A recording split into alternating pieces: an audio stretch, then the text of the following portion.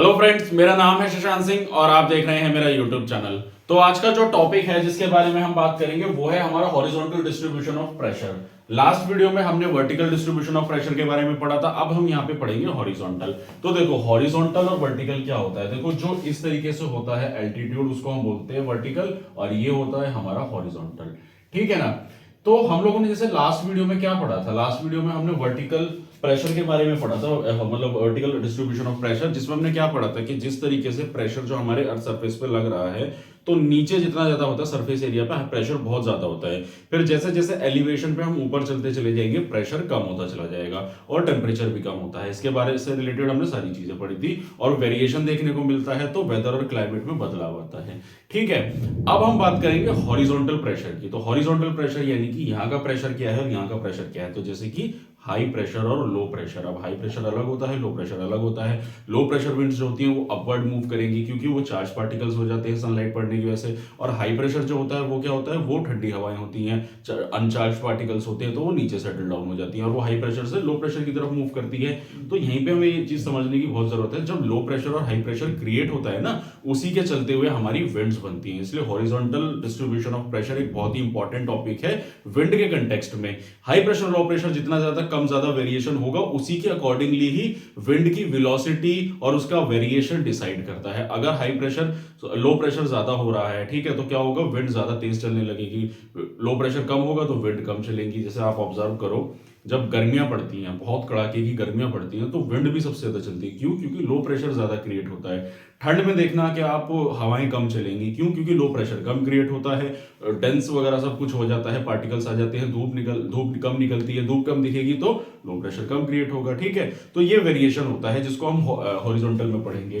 तो देखो इसमें डायग्राम भी मैंने बनाया हुआ है, इसको भी मैं एक्सप्लेन करूंगा डायग्राम को। तो यहाँ उसको बताने से पहले मैं एक चीज और बता दूं, प्रेशर की अगर मैं बात करूं तो प्रेशर का लास्ट वीडियो में हम लोगों ने ऐसा यूनिट क्या पढ़ा था, आप लोग एक बार कमेंट सेक्शन में डालो क्या होता है, और नहीं डालोगे तो मैं बता ही देता हूं। यहाँ पे लिखा हुआ है एमबी। अब इसकी फुल फॉर्म आप लोग नीचे कमेंट सेक्शन में लिखो। ठीक है, तो देखो होता क्या है। तो अब बेसिकली क्या है कि देखो ये डायग्राम भी मैं बताता हूं, पहले हम लोग बुक का इसकी शुरुआत करते हैं। So small differences in pressure are highly significant in terms of the wind direction and velocity. यानी कि वही के जो छोटा छोटा अगर प्रेशर में वेरिएशन देखने को मिलता है हॉरिजॉन्टल के कंटेक्स्ट में, अगर मान लो ये हॉरिजॉन्टल लेन है पूरी पूरी, ठीक है, अब मान लो यहाँ का प्रेशर और यहाँ के प्रेशर में वेरिएशन है, डिफरेंस है, ठीक है ना, एमबी में वैल्यूज में भी, तो क्या होता है फिर उसकी विंड की डायरेक्शन और मूवमेंट में फर्क देखने को मिलता है। मैंने भी बताया आप लोगों को। ठीक है, उसके बाद आता है हमारा horizontal distribution of pressure studied by drawing isobar at constant level। अब ये जो आइसोबार है, याद करो आइसोथर्म्स के बारे में मैंने बताया था। What is isotherms? आइसोथर्म्स होता है जो हमारी कुछ लाइन होती है, हमारी इमेजिनरी लाइन होती है हमारे एल्टीट्यूड के पैरेलली, जो टेम्परेचर को दर्शाती है। वेरिएशन देखने को मिलता है ना, मैंने इस तरीके से बताया था। अगर ये इस तरीके से लाइनें होती हैं टेम्परेचर की, ऐसे बनती है, ठीक है ना, तो उसी तरीके से जब ये जो लाइनें होती है ना, ऐसे ही हमारी आइसोबार्स होते हैं। तो आइसोबार क्या दर्शाते हैं, ये हमारे हॉरिजॉन्टल डिस्ट्रीब्यूशन ऑफ प्रेशर को दर्शाते हैं कि प्रेशर कहां पे ज्यादा है कहां पे कम है। अब देखो ये डायग्राम देखो आप लोग, देखो ये लो प्रेशर दिख रहा है आपको, ये हाई प्रेशर दिख रहा है आप लोगों को। ठीक है, तो ये जो लाइनें हैं ना, इन्हीं को हम आइसोबार्स कहते हैं, जो हमारे प्रेशर को दर्शाती है। तो देखो जैसे हाई प्रेशर है तो हाई प्रेशर होगा तो यानी कि प्रेशर ज्यादा लग रहा है वहां पे, तो देखो 1020 मिलीबार एमबी है। ठीक है, जहां पे लो प्रेशर हो रहा है वहां पे 1014, तो यहाँ पे 20 और यहाँ पे 114, तो यानी कि 6 का डिफरेंस आ गया। अब ये समझने वाली चीज है, ज्यादा डिफरेंस नहीं है, सिर्फ 6 के डिफरेंस पे ही देखो हाई प्रेशर और लो प्रेशर का वेरिएशन कितना नॉर्मल फर्क होता है। तो उसमें बोला ना जैसे कि pressure are highly significant in terms of the wind direction, यानी कि स्मॉल डिफरेंस, थोड़े से डिफरेंस में भी विंड के डायरेक्शन में फर्क आ जाता है, देख लो। ठीक है, तो लो प्रेशर बन रहा है 1014, 1016, 1018। ठीक है, तो जैसे जैसे बाहर निकलते जाए, दूर होते चले जाएंगे, तो प्रेशर बढ़ता चला जाएगा। ऑब्वियस सी बात है। अब देखो क्या होता है, हाई प्रेशर लो प्रेशर क्या है, देखो अब सिंपल सी बात है ना, अगर मान लो कहीं पे लो प्रेशर क्रिएट हो रहा है तो वहां पे क्या हो रहा है, वहां पे डायरेक्ट विंड्स पड़ रही है, तो वहां का जो प्रेशर है, वो जो विंड्स है वो ऊपर की तरफ चार्ज पार्टिकल्स हो रहे हैं, तो वहां प्रेशर कम लगेगा। और यहाँ पे क्या हो रहा है, हाई प्रेशर की तरफ, यहाँ पे सनलाइट नहीं पड़ रही है, तो वहां पे क्या हो रहा है, वहां हाई प्रेशर ज्यादा लगेगा, क्योंकि वहां से ऊपर से नीचे की तरफ आ रही है, सेटल डाउन हो रही है विंड्स। क्योंकि हमारा लो प्रेशर में क्या होता है, ऊपर की तरफ मूवमेंट होता है, फिर जब वो ऊपर जाके कंडेंस कर देती है, सब कुछ बादल वगैरह बना देती है, तो ठंडी होने के बाद क्या होता है, मूव होकर वो नीचे की तरफ आती है, तो हाई प्रेशर में प्रेशर ज्यादा रहेगा। ठीक है ना, तो और यही हमारे आइसोबार्स होते हैं जो इन सारी चीजों को दर्शाते हैं, हमारे हॉरिजॉन्टल डिस्ट्रीब्यूशन को।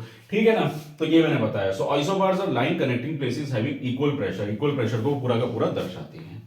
अब इसमें सबसे ज्यादा इंपॉर्टेंट बात समझने वाली क्या है, देखो हम अगर बात करें वर्टिकल वाले की, जो मैंने लास्ट वीडियो में बताया था, तो देखो लास्ट वीडियो में क्या होता था, एक तो जगह कम बन रहेगा, ये चलो मैं यहां बना देता हूं। देखो अब क्या होता है, देखो जैसे मान लो ये हमारा सरफेस एरिया है, ठीक है, ये हमारा मान लो माउंटेन है, ये प्लेट्यू हो गया हमारा, और ये हमारा सी लेवल हो गया, सरफेस हो गया।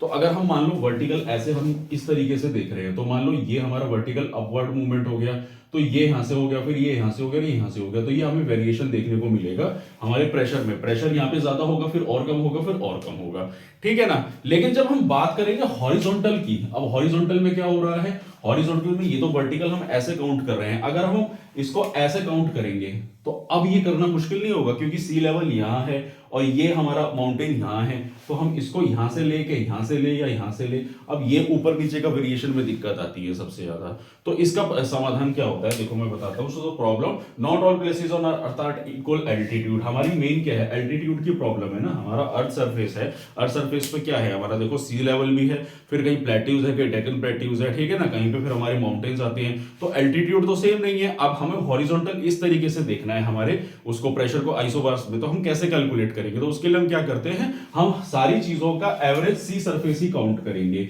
जैसे कि हमारा ये सी सरफेस होगा, और जो एल्टीट्यूड्स होंगे, जो हाई एल्टीट्यूड्स होंगे, उनका भी लोअर सरफेस को ही हम सी लेवल पे ही काउंट करते हैं, ठीक है ना। तो वो कह रहा है ना कि not all places on the earth, so it is measured at any station after being reduced to sea level for the purpose of comparison.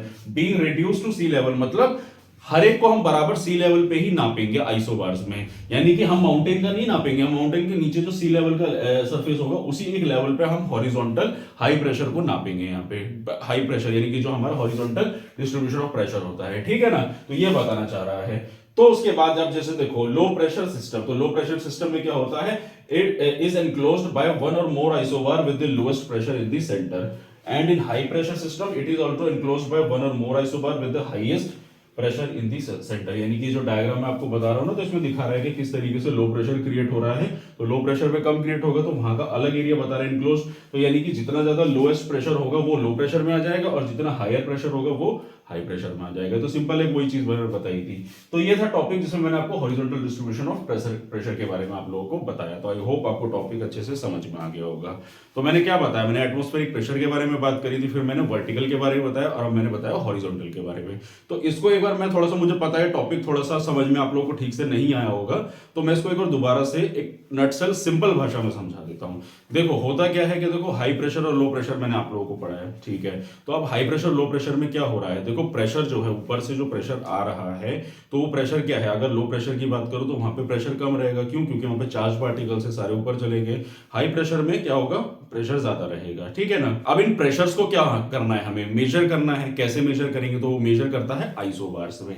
लेकिन आइसोबार्स में क्या दिक्कत होती है, आइसोबार्स में ये दिक्कत होती है कि ये अगर लैंड सरफेस है तो कहीं पे हाई एल्टीट्यूड है, कहीं पे लोअर एल्टीट्यूड है, तो हम उसको एक ऐसे उसमें कैसे ले लेंगे, वर्टिकल में ले सकते हैं लेकिन हॉरिजॉन्टल में नहीं ले सकते। तो उसमें हम क्या करेंगे, उसमें हम लोग सी लेवल के अकॉर्डिंगली ही सारी जगहों के आइसोबार्स में हम लोग इस तरीके से मेजरमेंट लेते हैं प्रेशर का, जिसमें एमबीज में हम लोग निकालते हैं। तो लो प्रेशर यानी कि कम प्रेशर हो रहा है, और हाई प्रेशर यानी कि ज्यादा प्रेशर हो रहा है। और हाई प्रेशर लो प्रेशर को क्या बोलेंगे, हाई प्रेशर यानी कि ठंडी हवा है, लो प्रेशर यानी कि गर्म हवा है, चार्ज पार्टिकल्स, ठीक है ना। तो और उसी से हम लोग इसको मेजर करते हैं। तो ये था मेरा टॉपिक जिसमें मैंने आप लोगों को किसके बारे में बताया, हॉरिजॉन्टल डिस्ट्रीब्यूशन ऑफ प्रेशर। अब हम अगली वीडियो से हम लोग ग्लोबली इस पूरे प्रेशर के बारे में हम अच्छे से जानेंगे, समझेंगे, और बहुत ही इंपॉर्टेंट टॉपिक होगा जो अगला वाला मैं आप लोगों को बताऊंगा। तो आई होप आपको अच्छे से क्रिस्टल क्लियर ये टॉपिक समझ में आ गया होगा। तो यही था मेरा आज का टॉपिक। तो अगर आप लोगों को मेरा काम पसंद आ रहा है, अगर आप लोगों को मेरी वीडियो अच्छी लग रही है, तो मेरे चैनल को सब्सक्राइब कीजिए, मेरी वीडियो को लाइक कीजिए, और साथ ही साथ कोई भी अगर आप लोगों को डाउट होता है तो उसको कमेंट सेक्शन में जरूर डालिएगा। किसी इंप्रूवमेंट की जरूरत है तो वो भी मेरे कमेंट सेक्शन में जरूर मेंशन कीजिएगा। और इसी के साथ ये टॉपिक खत्म होता है, फिर हम मिलते हैं अगली वीडियो से। Thank you very much.